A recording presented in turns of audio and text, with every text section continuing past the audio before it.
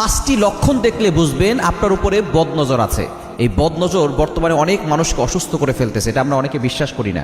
নবীজি সাল্লাল্লাহু আলাইহি ওয়াসাল্লাম নিজে বলে দিয়েছেন, আল আইনু হাক্কুন, বদনজর হচ্ছে সত্য।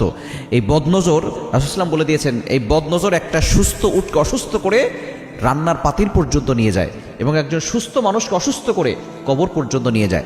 এজন্য বদনজর থেকে বাঁচতে হবে। প্রাইভেট জিনিসগুলো বেশি শেয়ার করতে যাবেন না। আমরা এখন এমন যুগে চলে এসেছি, যা কিছু করি সব ফেসবুকে আপলোড করি। এই শো অফের যুগে শো অফ বন্ধ করতে হবে, কেননা সকলে আপনার ভালো চায় না। অনেকের বদনজর আপনার শরীরে লেগে যেতে পারে। এই 5টি লক্ষণ দেখলে বুঝবেন আপনার উপরে বদনজর আছে। নাম্বার 1, 1 নম্বর হচ্ছে বমি বমি ভাব হওয়া। সবসময় বমি বমি ভাব হওয়া। পেট খালি থাকলেও বমি ভাব আসে, পেট ভরা থাকলেও বমি ভাব আসে, কিছু খেলেই বমি বমি ভাব চলে আসে। এটা হচ্ছে বদনজরের লক্ষণ। আপনি ওষুধ খাচ্ছেন, তারপর ঠিক হচ্ছে না, এই বদনজরের কারণে এটা হচ্ছে। দ্বিতীয় নাম্বার হচ্ছে অতিরিক্ত চুল পড়ে যাওয়া। যদি আপনি দেখেন অতিরিক্ত চুল পড়ে যাচ্ছে, টেনশন করছেন না কোনো বিষয় নিয়ে, তারপরও অতিরিক্ত চুল পড়ে যাচ্ছে, এটা হচ্ছে বদনজরের লক্ষণ।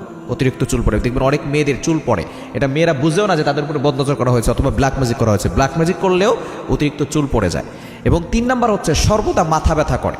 মাথা ব্যথা অনেকের হয়, দেখা যাচ্ছে আমরা ওষুধ খাচ্ছি, একটু কমছে, পরে আবারও মাথা ব্যথা শুরু হচ্ছে।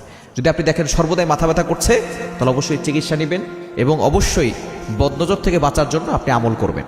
এবং 4 নাম্বার হচ্ছে আপনার শরীর দুর্বল হয়ে যাবে, অস্বস্তি লাগবে, কোনো কিছু ভালো লাগবে না, শরীরের ভিতরে কোনো এমএস থাকবে না, কোনো এনার্জি থাকবে না, কোনো কিছুতেই ভালো লাগবে না, ঘরেও ভালো লাগবে না, বাহিরেও ভালো লাগবে না।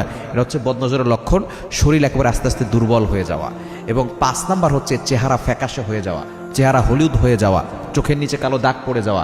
এগুলো হচ্ছে বদনজরের লক্ষণ। এই 5টি লক্ষণ দেখলে বুঝবেন আপনার উপরে বদনজর করা হয়েছে। আপনি সাথে সাথে বদনজরের গোসল করবেন এবং কেউ যদি ভালো চিকিৎসক থাকেন, যিনি কোরআন হাদিস দিয়ে ঝাড়ফুঁক করেন, তার কাছ থেকে আপনি চিকিৎসা করে নেবেন। আপনি বিশেষ করে বদনজরের গোসলটার কথা আমি বলে দিই কীভাবে গোসল করবেন।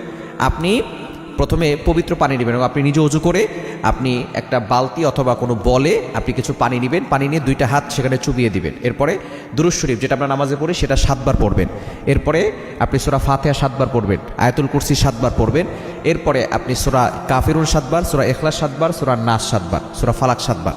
এভাবে পড়ে আপনি শেষে আবার দুরূদ শরীফ 7 বার পড়বেন। পরে এরপরে আপনি ওই পানিতে ফু দিয়ে ওই পানিটা দিয়ে আপনি গোসল করে ফেলবেন। আল্লাহ তাআলা বদনজর থেকে আপনাকে হেফাজত করবেন। এবং অবশ্যই 5 ওয়াক্ত নামাজ পড়বেন, যাতে করে নতুন করে কেউ বদনজর দিতে না পারে, আপনাকে ক্ষতি করতে না পারে। 5 ওয়াক্ত নামাজের পরে শরীর বন্ধ করে রাখবেন। আয়াতুল কুরসি আর 4 কুল এতটুকু পড়ে বুকে ফু দিবেন আর হাতে ফু দিয়ে পুরো শরীরে হাত বুলিয়ে দিবেন। শরীর বন্ধ থাকবে, দুনিয়ার কোনো শক্তি আপনাকে ক্ষতি করতে পারবে।